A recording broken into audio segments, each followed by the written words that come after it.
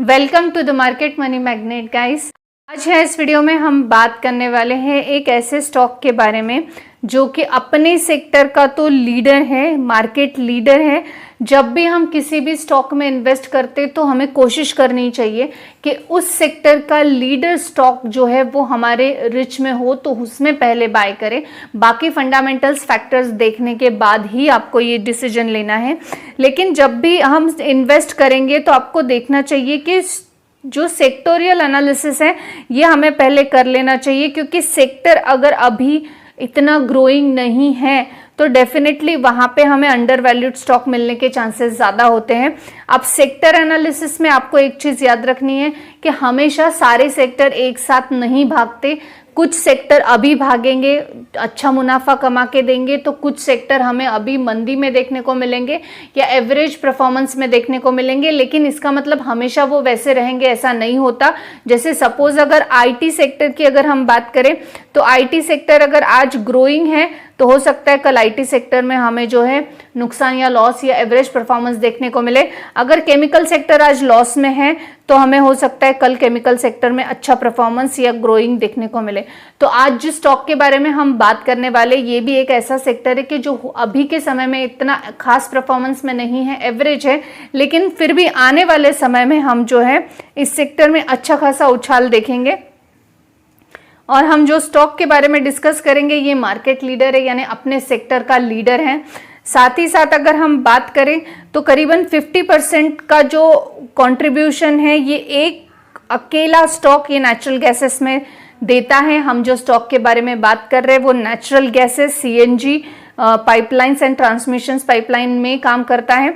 अब ये जो है इसका करीबन हम अगर बात करें तो 74% का टोटल नेचुरल गैसेस का ट्रांसमिशन पाइपलाइंस है।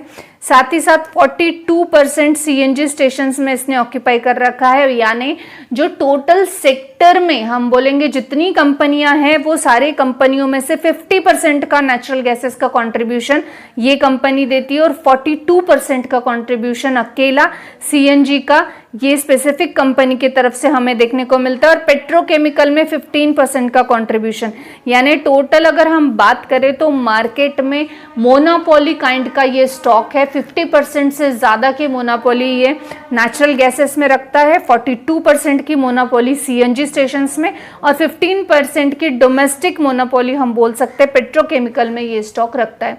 सबसे पहले हम इसके फंडामेंटल्स देखेंगे, फिर हम आगे बढ़ेंगे।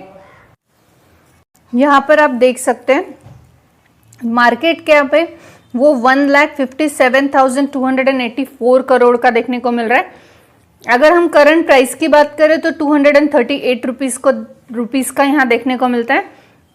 डिविडेंड यील्ड की बात करें तो 2.31% का डिविडेंड यील्ड और कंसिस्टेंसी से डिविडेंड पेइंग ये स्टॉक देखने को मिलता है। फेस वैल्यू की बात करें तो 10 का है, यानी आने वाले समय में स्प्लिट का बेनिफिट यहाँ पे हमें डेफिनेटली देखने को मिल सकता है। प्रॉफिट मेकिंग कंपनी यहाँ पे हमें ये देखने को मिलती है। अगर हम डेप्ट की बात करें तो 21,794 करोड़ का है, लेकिन अगर डेप्ट टू इक्विटी रेशियो देखा जाए तो 0.28 का है। इन्वेंट्री की बात करें तो 5,988 करोड़ की इन्वेंट्री देखने को मिलती है। अगर इन्वेंट्री हमें इतनी देखने को मिल रही है तो डेफिनेटली डेप्ट इससे कम होगा। जैसे कि मैं आपको यहाँ पे बताऊँ 21,794 का डेप्ट अगर है, इसमें से हम सीधा सीधा इन्वेंट्री माइनस करेंगे। अब इन्वेंट्री कब माइनस करेंगे? जब इन्वेंट्री का जो शॉर्ट टर्म बोरोइंग होता है बस उतना माइनस करना है, क्योंकि इन्वेंट्री भी 1 साल के लिए होती है और शॉर्ट टर्म बोरोइंग का भी रीपेमेंट 1 साल के अंदर होना होता है। तो अगर हम इसका शॉर्ट टर्म बोरोइंग देखें तो इट्स 5,802 करोड़ का, यानी करीबन 15,992 करोड़ का सिर्फ हमें इस पे डेप्ट देखने को मिलता है, वो भी 0.28% का। यानी ये हम बोल सकते हैं कि नई के बराबर ही डेप्ट कंपनी पे देखने को यहाँ पे मिल रहा है। पेट्रोस्की स्कोर की बात की जाए तो पेट्रोस्की स्कोर के हिसाब से लॉन्ग टर्म के लिए फिट बैठता है। अगर आरओसीई की बात की जाए तो अच्छा देखने को मिल रहा है, आरओई अच्छा देखने को मिल रहा है। अगर हम अर्निंग पर शेयर और पीईजी रेशो की बात करें तो price to earning and PEG ratio के हिसाब से ये स्टॉक अभी भी अंडर वैल्यूड मिल रहा है। स्टॉक अंडर वैल्यूड है, दैट डजंट मीन स्टॉक खराब है, लेकिन डेफिनेटली स्टॉक अभी भी अंडर वैल्यूड है। आप अंडर वैल्यूड स्टॉक बाय करने की सोच रहे हो तो आप डेफिनेटली इसको कंसिडर कर सकते हो। देखिए, अगर हम यहाँ पे बात करें तो कंपनी का जो रेवेन्यू है ये मिक्स है, यानी नेचुरल गैसेस में जो कंपनी का ट्रेडिंग है ये 78% का देखने को मिलता है, पेट्रोकेमिकल में 4% का, एलपीजी एंड लिक्विड हाइड्रोकार्बन में 3% का, सिटी गैसेस में 7% और अदर में 1% है। सबसे बड़ा यहाँ पे जो है 78% का नेचुरल गैसेस में है, और नेचुरल गैसेस ट्रेडिंग में हमें 50% का मार्केट जो है शेयर इनके पास देखने को मिलता है, यानी 50% की मोनोपोली यहाँ पे नेचुरल गैसेस में इस कंपनी की देखने को मिलती है। जियोग्राफिकली देखा जाए तो डोमेस्टिकली 92% का यहाँ पे बिजनेस है और इंटरनेशनली 8% का देखने को मिलता है।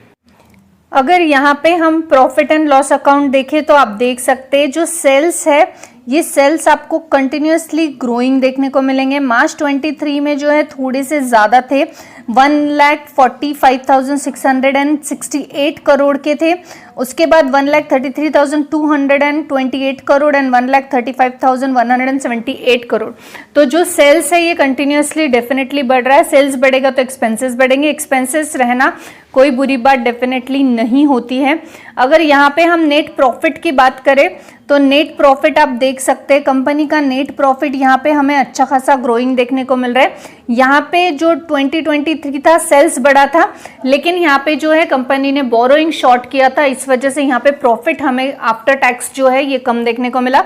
लेकिन मार्च 24 में और उसके बाद अभी करंट क्वार्टर में भी अच्छा खासा हमें प्रॉफिट जनरेट होता हुआ देखने को मिल रहा है।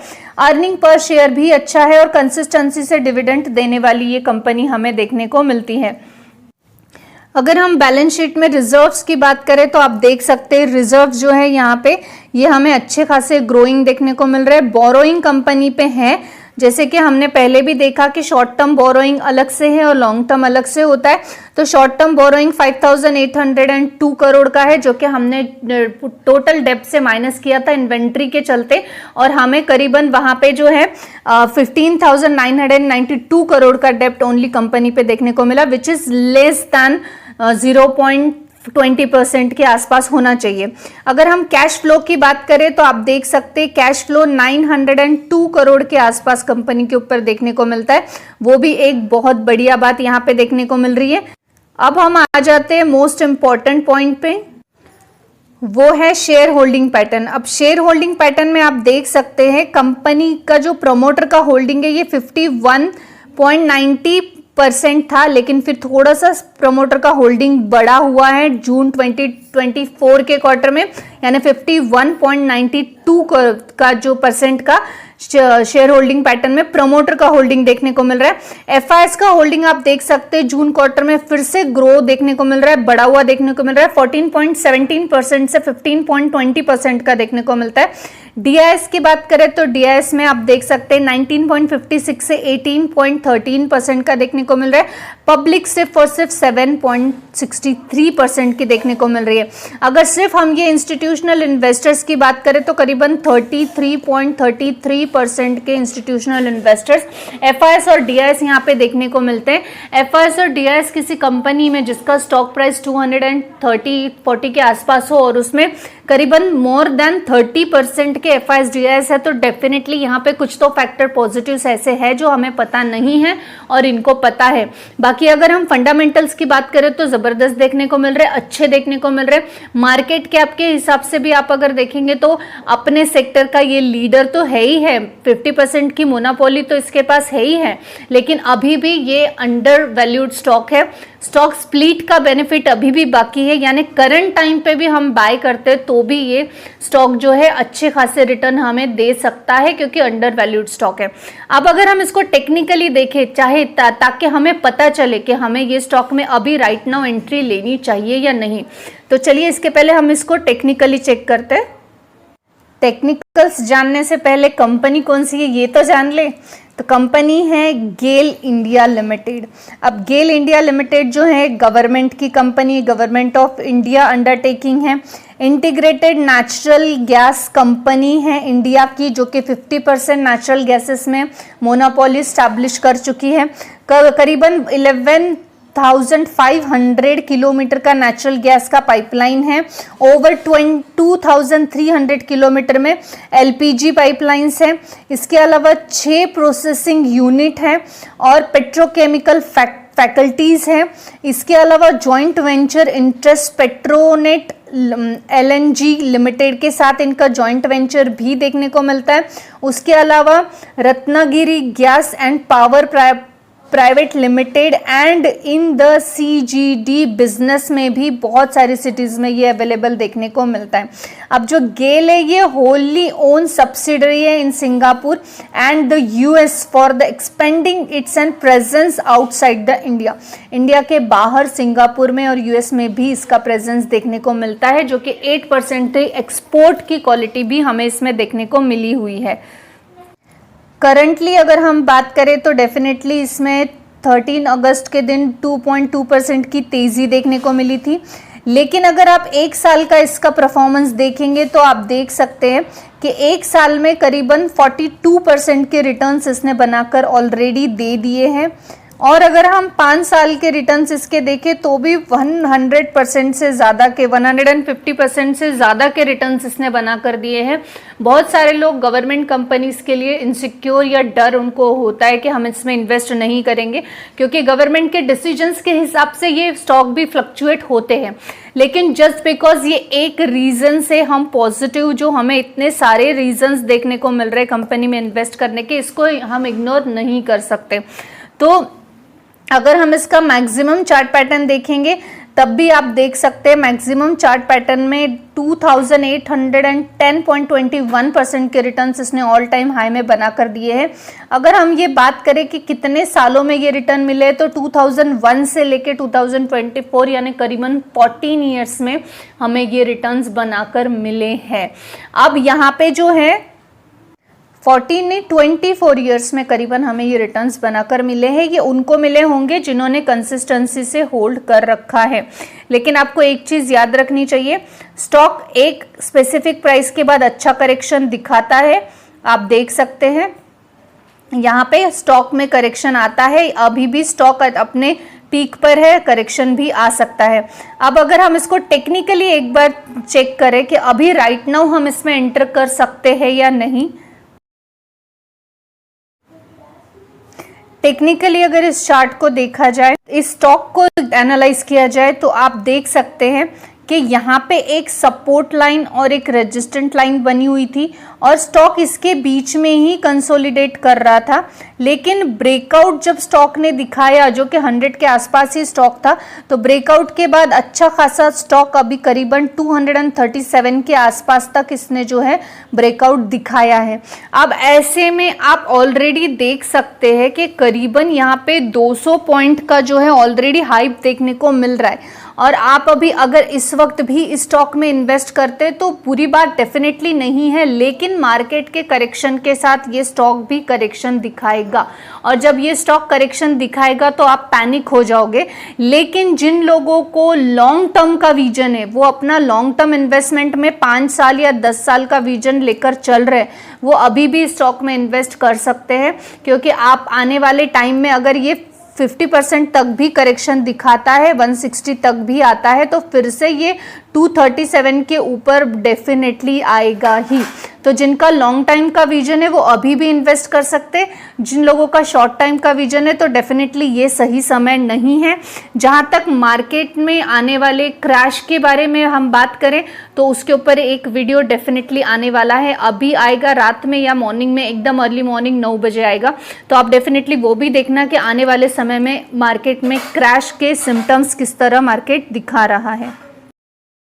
आज के वीडियो में हमने गेल इंडिया का जो है पूरा एनालिसिस देखा है और इस एनालिसिस के बाद डेफिनेटली आप लोग ये तो नतीजे पे पहुंच गए होंगे कि आपको इस कंपनी में इन्वेस्ट करना है या नहीं करना है। अगर हम सिर्फ इसकी बात करें कि जो सेक्टर है, सेक्टर एनालिसिस की अगर हम बात करें तो पूरा सेक्टर अभी हम बोल सकते हैं निगेटिव में डेफिनेटली है, या होल इंडस्ट्री ही अंडर वैल्यूड है। तो जब पूरी इंडस्ट्री अंडर वैल्यूड है तो डेफिनेटली एक और अंडर वैल्यूड स्टॉक में हम इन्वेस्ट कर देंगे तो कोई डेफिनेटली कोई नुकसान नहीं होगा। और स्टॉक अंडर वैल्यूड है तो आने वाले समय में रिटर्न्स भी देने के चांसेस अच्छे डेफिनेटली देखने को मिलेंगे। अगर ये चीज़ कोई हम बात करें पेट्रोस्की, तो पेट्रोस्की के हिसाब से लॉन्ग टर्म के लिए फिट बैठता है, यानी आने वाले समय में ये स्टॉक अच्छे रिटर्न्स बनाकर दे सकता है। मोर देन 1 लाख करोड़ का मार्केट कैप यहाँ पे ये स्टॉक का देखने को मिलता है। प्राइस सिर्फ 237 रुपीज़ का स्टॉक प्राइस है। तो बाय भी करना हो तो एक छोटा लॉट बाय करना, फिर आप एड ऑन कर सकते हो करेक्शंस के साथ। कोई भी स्टॉक अच्छा है इसीलिए इमीडिएट जाकर उसमें लमसम अमाउंट इन्वेस्ट नहीं किया जाता। कहीं से बोरो कर लेना या फिर एफडी तोड़ देना या बैंक से लोन ले लो या घर के गहने बेच दो, ऐसी वाली स्टूपिड सी शेयर मार्केट में इन्वेस्टमेंट नहीं की जाती। हमें सिस्टमैटिकली तरीके से सिस्टमैटिक इन्वेस्टमेंट चाहिए कि जो स्लो हो लेकिन ग्रोइंग हो। हमारा 1 लाख रुपए 1.5-2 लाख रुपए बन जाए, ऐसा नहीं हो कि 1 लाख हमारा 1000 पे आ जाए। तो सिस्टमैटिक इन्वेस्टमेंट के लिए हमेशा जो है एक सिस्टमैटिक प्लान के साथ चलना चाहिए। यहाँ पे किसी भी तरह का कोई भी बाय या सेल का रिकमेंडेशन नहीं है। हम प्योरली फंडामेंटल एनालिसिस कर रहे हैं। लेना नहीं लेना, इन्वेस्ट करना नहीं करना, इट्स अप टू यू। ये आपका अपना डिसीजन होगा। आई होप गाइस आपको इन्फॉर्मेटिव लगी होगी। Thanks for watching.